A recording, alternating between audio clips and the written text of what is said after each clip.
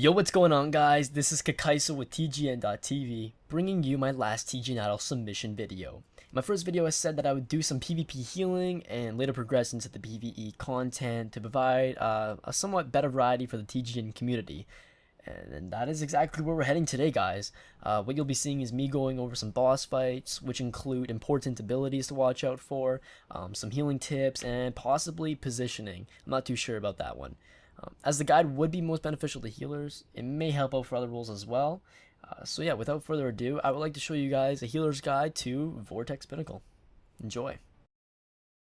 Vortex Pinnacle consists of 3 bosses. The first boss encounter is Grand Vizier Urtan. This fight consists of 2 phases. Phase 1 is with the tornadoes circling the platform. First off, don't get hit by the tornadoes or else you will get hit for 10,000 damage and debuffed with a reduced movement, casting, and attack speed.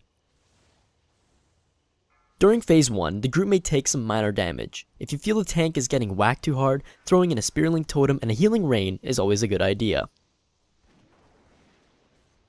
Phase 2 is when the tornadoes contract inwards. In this transition, be sure to maneuver around the cyclones to prevent being debuffed. Getting too close to the boss will result in a knockback. With the group on the outside of the tornadoes, you will see lightning bolts being casted. These deal roughly 5,000 damage per second. Depending on how the group spreads out, it can be difficult to get an efficient chain heal off or even AoE heals. So I stick to the direct healing spells just to be safe. Once the phase is over, the tornadoes will return to the positions, as so do you, maneuvering around them. This puts you back into phase 1 where it becomes a rinse and repeat fight. If you have a Glyph of Healing Stream Totem, it can help with the reduction of nature damage, however, it is not mandatory. The second boss is Altarius. This boss is a breeze, literally. As soon as the fight starts, several tornadoes, yes, more tornadoes, will appear throughout the platform. Be careful not to get hit by the tornadoes, as you will get damage for 12,000 and knocked into the air. During the fight, Altarius will call upon winds. If the wind hits Altarius before yourself, you get a debuff, which reduces movement speed by 100% and casting or attack speed by 30%. However, if the wind hits you before Altarius, you get a buff, which increases casting or attack speed by 100% and movement speed by 30%. The haste buff does benefit a lot towards being a healer. However, if you can't always get the buff, you can try to move to obtain it, or be a lazy ass like me and heal through the debuff. Altarius will also randomly choose a player and spew some frost shit out of his mouth, dealing 30,000 damage in a frontal cone.